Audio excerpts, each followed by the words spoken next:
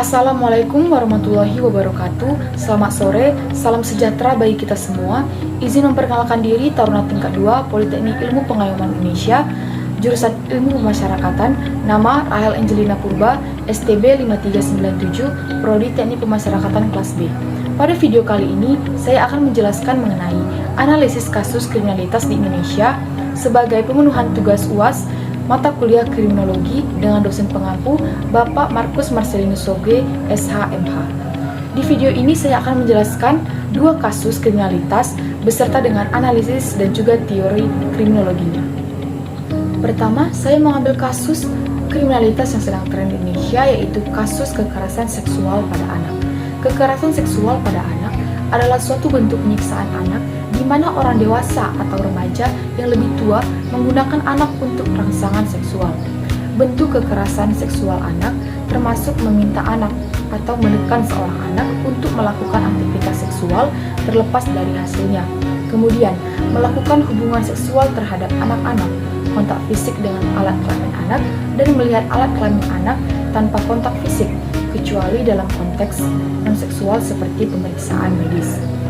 Di sini, saya mengambil salah satu kasus kekerasan seksual pada anak, yaitu seorang ayah di Musi, Banyuasin mencabuli anak kandung hingga hamil 2 kali. Kasus ini merupakan kasus incest, yaitu sexual abuse yang masih dalam hubungan darah dan menjadi bagian dalam keluarga inti. Seseorang yang menjadi pengganti orang tua, misalnya ayah tiri atau kekasih salah satu orang tua, di mana seorang ayah di Musi, Banyuasin, Sumatera Selatan melakukan pencabulan terhadap anak kandungnya sendiri yang berinisial AN sejak korban masih di bawah umur. Aksi bejat ini dimulai sekitar tahun 2018 ketika korban berusia 15 tahun dan berlanjut hingga Februari 2020, di mana korban hamil 2 kali akibat perbuatan ayahnya. Kehamilan pertama sempat ditutupi keluarga dengan membawa bayi hasil incest keluar daerah. Setelah pindah ke Sekayu, pelaku kembali mencabuli korban hingga hamil 2 bulan. Kasus ini terungkap setelah tetangga curiga dengan kondisi korban yang hamil tanpa menikah, lalu melaporkannya ke pihak berwajib.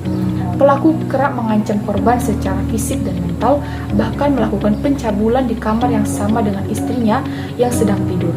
Pelaku dijerat dengan pasal 81 ayat 1, 2, dan 3 JO pasal 76D Undang-Undang RI nomor 35 tahun 2014 tentang perlindungan anak, serta pasal 285 KUHP tentang pemerkosaan dengan ancaman hukuman pelaku maksimal 15 tahun penjara. Dan karena pelaku adalah orang tua kandung korban, ancaman hukuman dapat ditambah 1/3 dari hukuman maksimal sesuai ketentuan undang-undang. Kasus incest ini menimbulkan trauma mendalam bagi korban, baik secara fisik maupun psikologis. Selain itu, kasus ini juga menimbulkan keresahan dan kecaman di masyarakat, serta menyoroti pentingnya pengawasan dan perlindungan anak dalam lingkungan keluarga. Setelah laporan masyarakat, pelaku segera ditangkap oleh kepolisian dan kasus dilimpahkan ke unit perlindungan perempuan dan anak, yaitu PPA Polres Musi, Banyuasin untuk proses hukum lebih lanjut. Kasus pencabulan ayah terhadap anak kandung di Musi, Banyuasin dapat dianalisis melalui teori psikologi kriminologi dengan mempertimbangkan faktor psikologis pelaku dan dinamika kekuasaan dalam keluarga. Menurut Sigmund Freud, pelaku kriminal terkait dengan ketidakharmonisan struktur kepribadian, yaitu id, ego, dan superego. Dalam kasus ini, yang pertama, jika dilihat dari id, dorongan primitif, pelaku mendominasi tanpa kontrol, terlihat dari perilaku impulsif memenuhi hasrat seksual tanpa mempertimbangkan norma. Yang kedua, superego atau hati nurani, yang lemah membuat pelaku tidak merasa bersalah, bahkan melakukan pencabulan di dekat istri yang tidur. Dan yang terakhir yaitu fiksasi psikoseksual, mungkin terjadi akibat trauma masa kecil pelaku yang tidak tercatat, menyebabkan gangguan perkembangan emosional dan seksual. Selanjutnya, jika dilihat dari faktor psikologi pelaku, didapatkan 3 poin, yaitu yang pertama, gangguan kepribadian, di mana pelaku menunjukkan ciri psikopat dengan kurangnya empati, manipulasi, dan penggunaan ancaman fisik dan mental untuk mengontrol korban. Kedua, distorsi kognitif pelaku, meyakini tindakannya diamini keluarga, terbukti dari upaya menutupi kehamilan pertama, menunjukkan pembenaran internal atas kejahatan. Dan yang ketiga, kompensasi kekuasaan. Tindakan incest ini bisa jadi bentuk pelampiasan rasa inferioritas atau kebutuhan untuk menguasai secara absolut dalam lingkungan keluarga. Selanjutnya, dari dinamika kekuasaan keluarga. Didapatkan 2 poin. Yang pertama, jika dilihat dari struktur patriarki, posisi ayah sebagai figur otoritas dimanfaatkan untuk menciptakan ketergantungan korban, sekaligus mengisolasi korban dari intervensi eksternal. Dan yang kedua, siklus kekerasan. Kemungkinan pelaku mengalami trauma psikoseksual di masa lalu yang tidak terselesaikan, kemudian direproduksi melalui kekerasan terhadap anak kandung. Adapun dampak pada korban, yang pertama trauma kompleks, di mana korban mengalami kerusakan permanen pada perkembangan psikoseksual, termasuk gangguan kepercayaan atau trust issue, dan potensi repetisi siklus kekerasan. Kedua, pelecehan sistemik. Pengulangan kekerasan selama bertahun-tahun menunjukkan korban terjebak dalam learned helplessness atau sindrom ketidakberdayaan yang dipelajari. Adapun rekomendasi penanganan yang bisa dilakukan yaitu terapi psikopatologi untuk pelaku guna mengidentifikasi akar gangguan kepribadian, dan pendampingan jangka panjang bagi korban dengan pendekatan trauma fokus terapi dan intervensi komunitas melalui pendidikan, pengasuhan anak, dan mekanisme pelaporan kekerasan berbasis lingkungan. Kasus yang kedua adalah kasus kriminalitas yang sering terjadi di daerah domisili saya di Kota Pekanbaru, Riau, yaitu kejahatan begal. Kejahatan begal adalah kejahatan merampok atau mencuri di jalan disertai dengan aksi kekerasan yang dilakukan oleh beberapa orang atau seseorang kepada korban yang dirampas harta bendanya, seperti sepeda motor dan harta benda lainnya.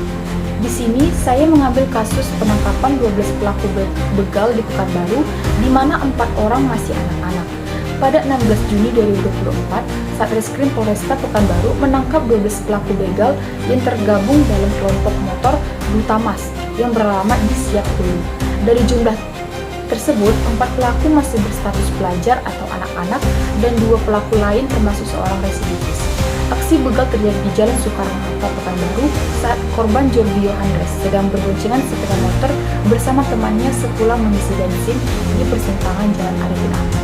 Korban dipepet oleh 14 orang pelaku lalu diancam dengan pisau dan sepeda motornya dirampas. Polisi meminta barang bukti berupa double stick, airsoft gun, tongkat besi, dan beberapa unit sepeda motor. Para pelaku dijerat pasal 365 KUHP dengan ancaman hukuman maksimal 12 tahun penjara. Analisis dari kasus ini didapatkan kelompok ini melakukan aksi secara berkelompok, yaitu 14 orang, menggunakan kekerasan dan senjata tajam, serta menyasar korban yang sedang berkendara di malam hari. Modus seperti ini menunjukkan adanya perencanaan dan pembagian peran dalam kelompok, serta keberanian melakukan aksi di ruang umum. Fakta bahwa 4 pelaku masih berstatus pelajar mengindikasikan adanya masalah sosial yang lebih dalam, seperti pengaruh lingkungan, lemahnya pengawasan keluarga, hingga potensi putus sekolah atau kurangnya kegiatan positif. Keterlibatan anak-anak dalam kejahatan terorganisir juga memperlihatkan perlunya pendekatan khusus dalam penanganan hukum dan rehabilitasi.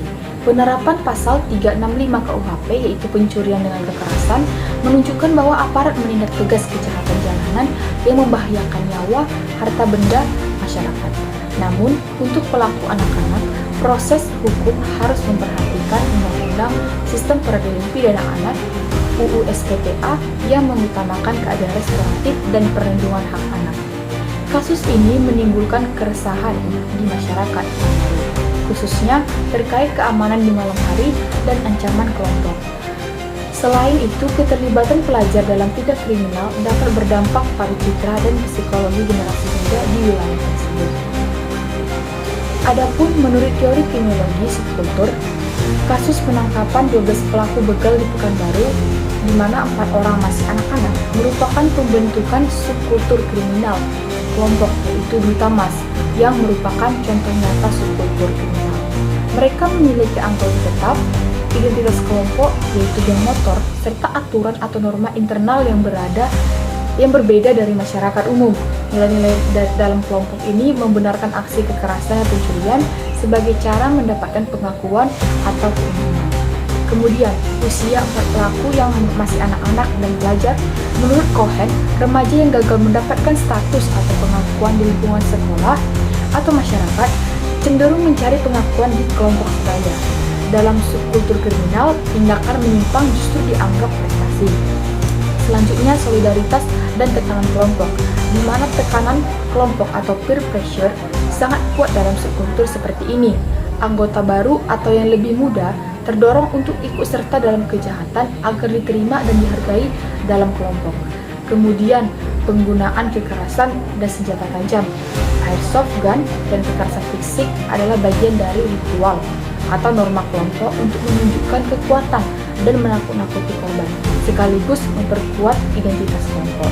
Dan yang terakhir, wilayah operasi, di mana mereka beroperasi di wilayah tertentu, yaitu di Siak-Hulu Pekanbaru, menunjukkan adanya territoriality atau penguasaan wilayah yang sedang ditemukan pada subkultur ini. Demikianlah penjelasan mengenai analisis kasus kriminalitas di Indonesia jika dikaitkan dengan teori kriminologi. Semoga video ini bermanfaat. Selamat sore dan salam sejahtera bagi kita semua.